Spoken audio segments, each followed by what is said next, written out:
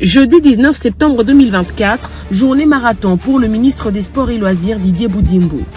Il a tout d'abord conduit Tony Parker, l'ancienne star française de la NBA et ancien capitaine de l'équipe de France de basketball, au complexe omnisport du Stade des Martyrs de la Pentecôte de Kinshasa pour lui faire visiter fièrement les infrastructures sportives construites par le gouvernement congolais à l'occasion des Jeux de la francophonie qui profitent aujourd'hui aux athlètes congolais. Porteur d'un projet d'accompagnement et de promotion des sports en RDC, Tony Parker en a parlé la veille avec le président de la République, son Excellence Félix-Antoine Tshisekedi Tshilombo.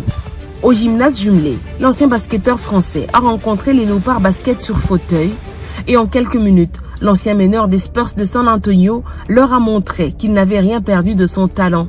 Il leur a même administré une petite leçon de lancer franc. Parmi les élèves, le ministre des Sports et Loisirs. Bon, ça va aller. Wow.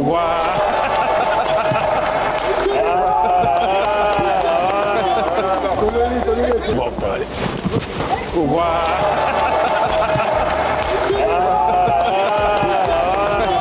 Arrivé au mythique Stade Tata Raphaël, Tony Parker, un vrai sportif de haut niveau, s'est émerveillé de se retrouver dans le mythique temple qui a abrité le célèbre combat du siècle passé entre Mohamed Ali et George Foreman. C'est vraiment génial d'être ici, c'est vraiment un honneur. C'est un pays de passionnés ici, ils adorent le sport et depuis que je suis arrivé, j'ai été très bien accueilli. On a eu une très bonne discussion avec le président hier en tête-à-tête et là avec le ministre des Sports, voilà, on a des grands plans ensemble pour faire grandir le sport ici. Ismack Biyombo, parce que j'ai joué avec lui.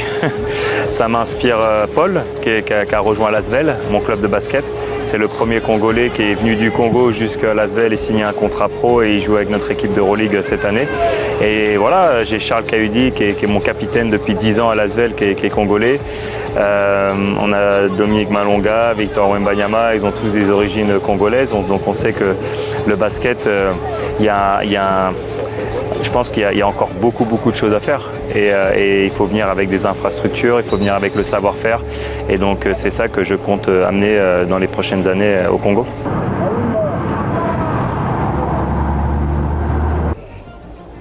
Une fois séparé de son hôte, Maître Didier Boudimbo s'est rendu à Dima, dans la commune de Kinshasa, pour visiter la parcelle de l'État qui abrite le siège des différentes fédérations sportives. Ici, le constat est très amer. Les sièges des fédérations sportives se sont transformés en maisons de location.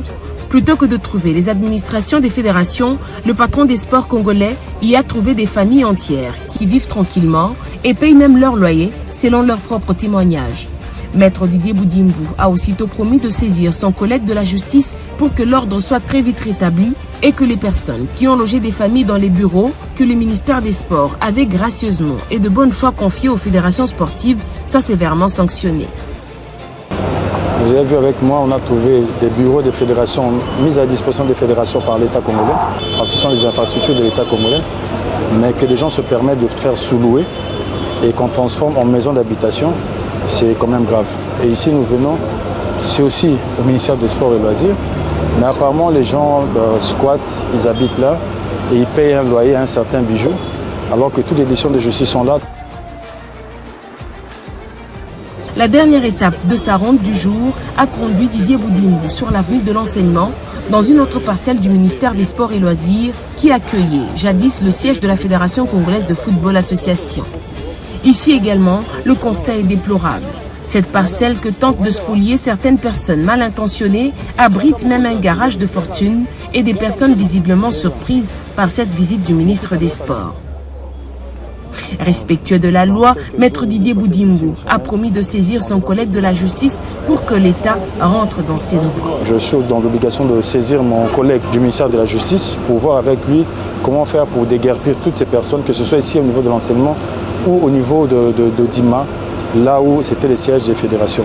Et on va voir dans quelle mesure réhabiliter ces bâtiments pour que nos fonctionnaires, ceux du ministère des Sports et des Loisirs, puissent avoir des bureaux là où ils pourront travailler, parce que là ils sont tous maintenant au Stade des Martyrs et ce n'est pas évident. Même ces fédérations qui sont censées avoir des locaux, ils sont tous venus squatter au Stade des Martyrs. Je pense qu'on va les pouvoir faire les choses légalement. Dès demain, on va essayer de faire un rapport et je vais écrire officiellement à mon collègue du ministère de la Justice pour qu'il puisse m'aider à déguerpir tout ce monde-là pour que ce désordre-là puisse prendre fin.